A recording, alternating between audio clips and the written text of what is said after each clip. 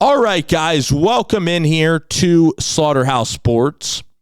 What an interesting development we have in Colegio football. Between the Florida State Seminoles and the Clemson Tigers, we have a fascinating new ruling. So the new ruling for Florida State and Clemson is that if you win a ton of football games and you're viewed more than the other programs in your conference, you're going to get more money in recruiting.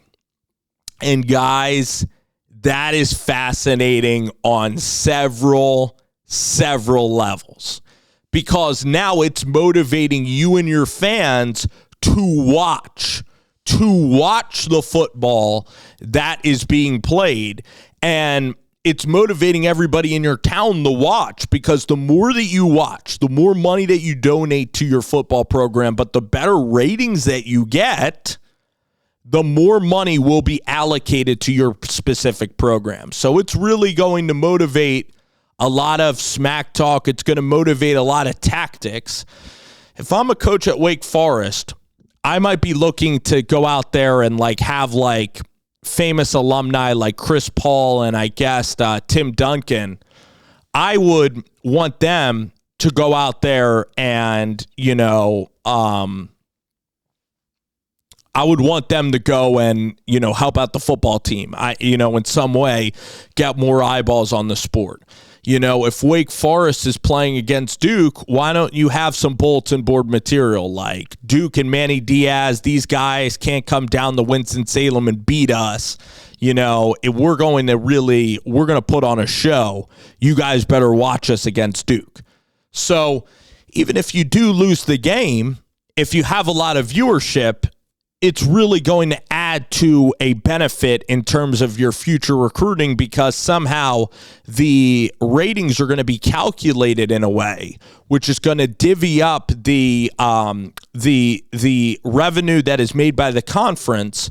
And so Clemson and Florida State, because they're two of the most viewed programs in the ACC, because of television viewership, your program will be able to make money. So the thing that really is going to motivate now the thing that's really going to motivate fans now and teams and athletic directors is actual ratings are going to be factored into revenue. And this whole revenue sharing in 2026, every SEC and every Big Ten school is going to be making $60 million. But what I want to know is will Northwestern be on a similar playing field to Penn State? I don't expect them to be really equal, because Penn State is probably ranked in the top 10 in recruiting, and Northwestern's damn near the 60th recruiting school in the country. Is this going to get Northwestern up to maybe the top 30s? Is Northwestern going to be on par with Clemson recruiting? Is Northwestern and Purdue recruiting going to be better than a SMU, better than a TCU, better than a Baylor University, better than a Utah? Let's look at the good programs in the Big 12 and the ACC. In the Big 12, the really good programs are Kansas State. Kansas State is ranked probably in the top 30 in recruiting, top 40. Iowa State has solid recruiting. I know that there's some 3 stars, but they're also mixing in 4 stars. Arizona State, Texas Tech. These are programs that have actually recruited well and have recruited hovered around that top 30. But will you see some real bottom feeders? I'm talking about, I guess you've seen Kentucky and Mississippi State have decent classes, actually. But will you see Purdue and Northwestern and Rutgers somehow turning out really good classes? Is that going to immediately happen in 2026? These are some of the questions that I do have. But for Clemson, Florida State, and Miami in the ACC, It's less that they don't like playing in the ACC. It's more that they look at the SEC and the Big Ten and think, why should Mississippi State football be making double what I'm making? Why should Kentucky and Vanderbilt football be making double of what the Clemson Tigers are making? Why should their inventory be unfair because of ESPN, because of Fox Sports, because of this revenue? So the revenue sharing is changing college football. It's changing the traditional powers, and these teams in the ACC, Florida State, Clemson, Miami, they correctly see that this is going to be such a steep hill to climb that they're arguing now with the ACC commissioner to put in these brand initiatives. So, along with television ratings, which we just described, if you do win, you will make more money than the other teams in your conference.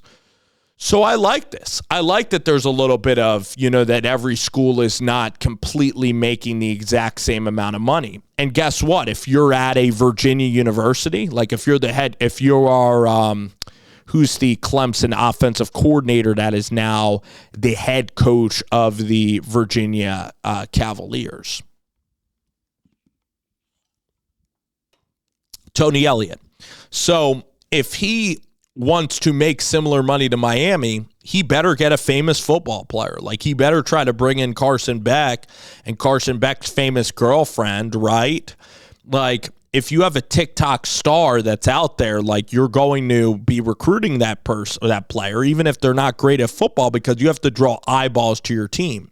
So that's going to create entertainment. We are in the entertainment business. I don't exactly hate it. I get the critics that say, like, on the field product matters, and it still will matter, by the way, because what the ACC is saying is that you still need to be, they're still going to reward their better teams with giving them more money. So now you're giving incentives. So that's what's going to become fun. But what I do wonder is in 2030 and 2031, that is when these contracts with ESPN and Fox Sports, that's when these television deals expire.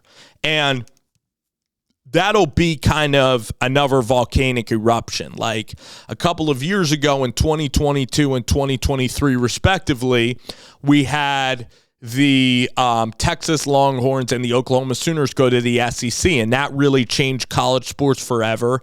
And then we had the USC Trojans and the Oregon Ducks go to the Big Ten Conference along with Washington and UCLA and USC. So that conference realignment changed those sports, and it ended the Pac-12 forever. Those were monumental days. But the next volcanic eruption will happen in 2031, most likely. That's when the television deals are up, and this is when Florida State, Clemson, and Miami, they're going to leave the ACC because each year from now until 2031, like now the price is, if Miami wanted to leave the ACC, it would be about $235 million, which they don't want to do.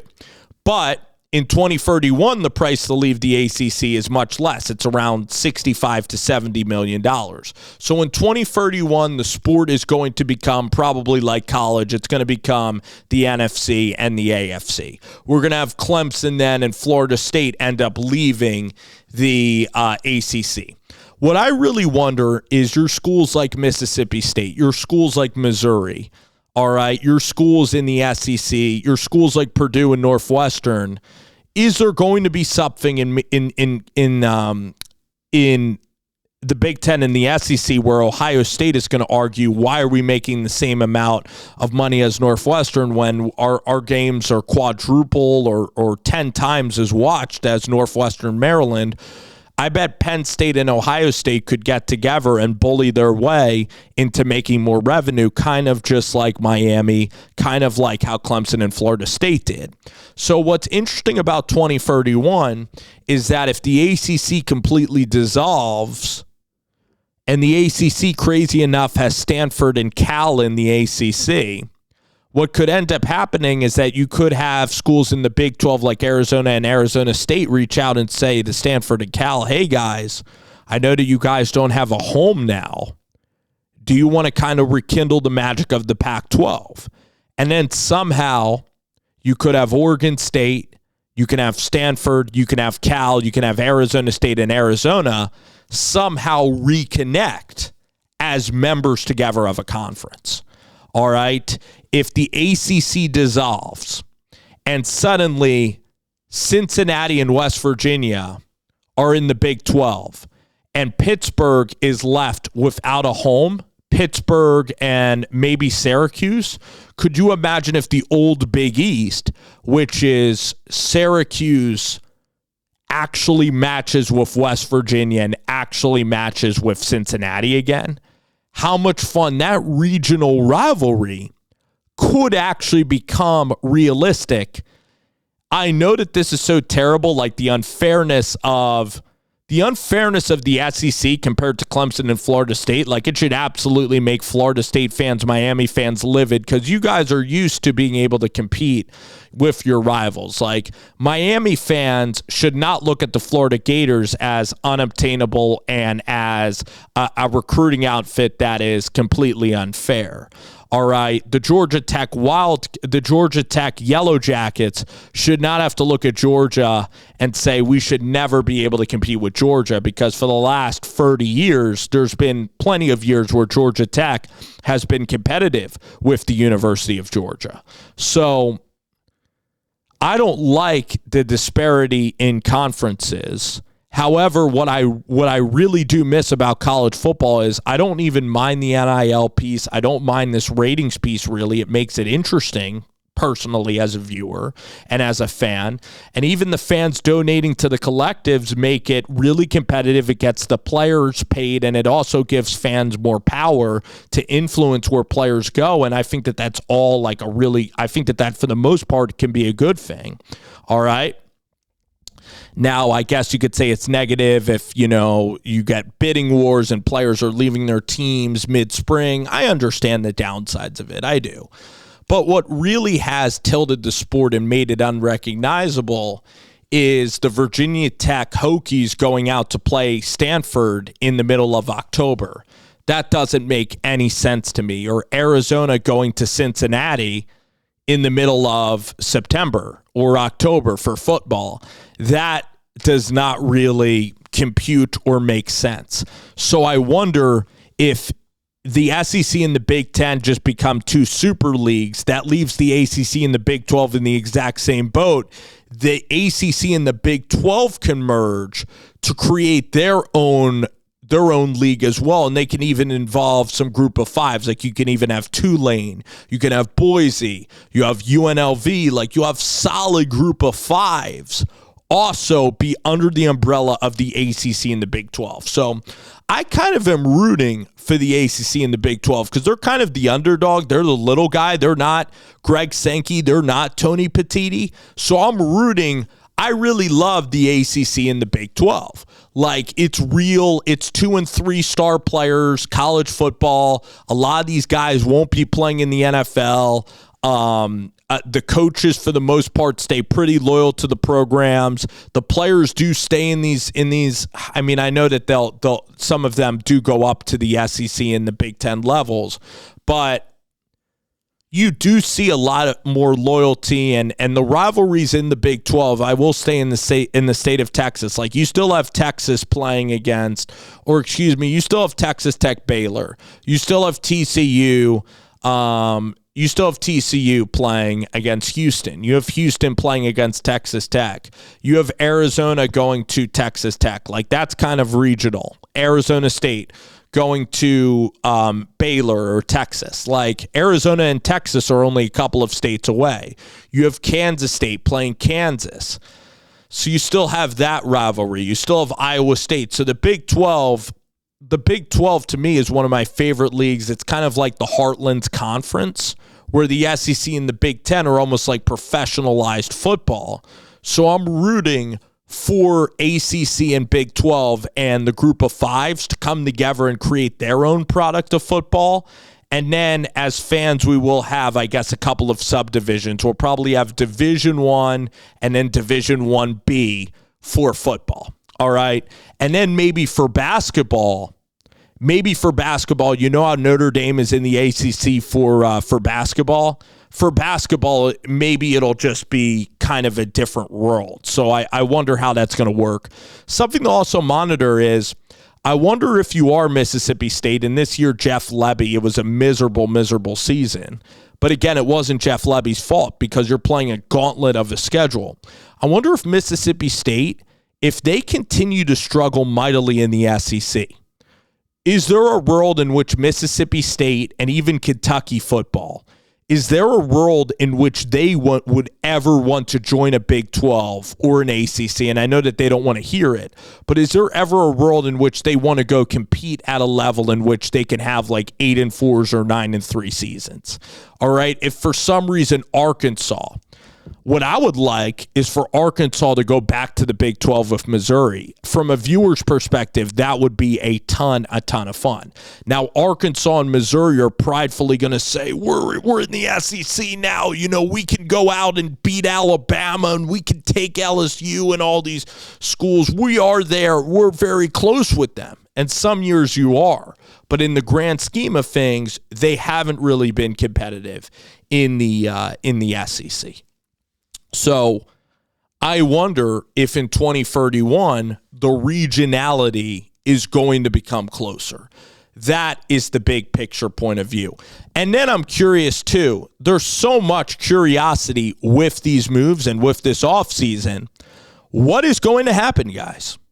What is going to happen with this TV rating system? How will the money effectively be divvied out? You're going to have to do a lot of digging on this because a lot of these figures don't get produced.